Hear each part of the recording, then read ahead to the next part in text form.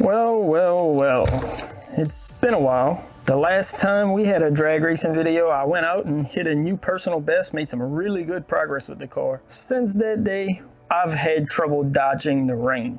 I've had days where I charged batteries up, tried to head out, and thunderstorms. It's been really hard to find a clear day. Hopefully today, I'm gonna be able to make some passes. This video might end up being over a couple of days, dodging rain, getting passes in between the rain. But I'm hoping I can get a stretch of clear weather long enough so I could have a dry surface to make some passes on. We're not just gonna make random passes though today. The whole goal of this is to improve and change things to improve. So the first thing we're changing is the battery.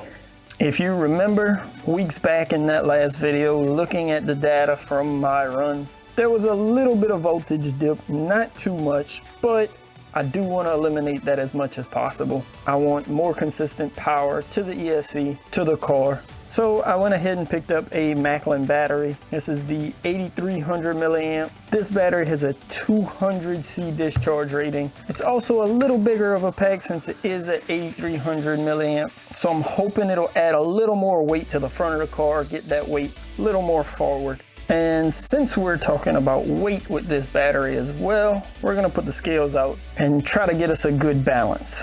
All right, last time we talked about weight, y'all know I talked about how I wanted to get the car lighter. I thought my car could actually be lighter to go faster. And I'm not sure if you can see these numbers here. This new DR10M is about the same weight as my old car was. But a good bit of you told me about weight and how I didn't really need to worry about lightening the car. I just needed to get that front rear weight balance more even. Left and right, you can see I'm dead at 50%. So my left to right weight balance is perfect. Front and rear though, I'm at 33 in the front and 67 in the rear. And that's where a lot of you told me I need to work on. I need to get some more weight up front. I'm thinking, based on some of the numbers you guys told me, I need to look at more of the 40-60 front to rear weight balance. My performance analyzer goes up here, but that doesn't add but maybe a half an ounce. So I went and dug up some old wheel weights. Now I don't have the stick-on ones like I'd really like, but I do have these old wheel weights here, and I can use some double-sided tape to stick them onto the front. And just that quickly, you can see with this one weight, I'm already at 38.62. I do have two more small ones, but I think I'm gonna go ahead and just put this bigger one on for now, put the performance analyzer on there, and test out just like that and see if that extra weight up front with the new battery helps me to see some better times. Last time out, we were at 2.3 seconds flat. Today, I'd like to see dipping into the 2 teens, but if not that much, at least 220s. So I'm gonna see how I can get this weight mounted up front here, and we're gonna go outside and try to make some passes. To make sure I didn't have a wheel weight flying off at high speed, I put a small screw through this front splitter here and tie wrapped it to the supports, and now it shouldn't go anywhere. I can even still put my performance analyzer right up front here. Fits in between that bumper brace, whatever you want to call that, and my weight now, so it velcros in place and it's kind of friction fit in there so it won't go anywhere.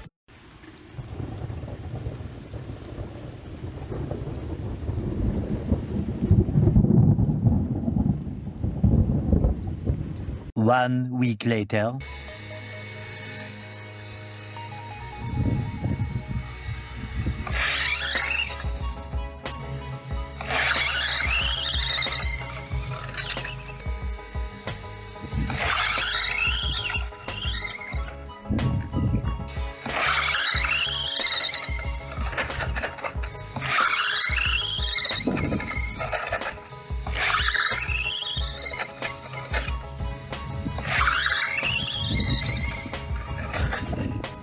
A very interesting and pretty good day today, honestly. That very first pass had me a little concerned, but as always, just got to get that first pass in make sure the car's set to go straight. That second pass was straight as an arrow. I didn't even touch anything. Didn't have to steer the car at all down track, and right away we were picking up on mile an hour. First pass today was at 67 miles an hour, which was a personal best. So I started looking at a little bit of tuning wise, going over some of you guys' suggestions, trying to get that first stage as close to 50% as possible, and the car was taking just about everything I put to it today. Second pass was that 230 again, best ET at 68 miles an hour. That's a new best mile an hour as well, and I was getting pretty excited thinking I'm gonna hit 70 miles an hour today. I made a few more passes all around 67, 68 miles an hour, but nothing faster ET wise, and I realized down track, I'm not sure if you could see it in the videos, but I could see that the body was flexing a good bit. I was hitting those expansion joints that everyone always talks about, and it was bringing the front end of the car up, slowing me down. Aesthetics wise, I didn't really want to do it, but I lifted the front end of the body up just a little bit, so hopefully I wasn't going to run into that issue again.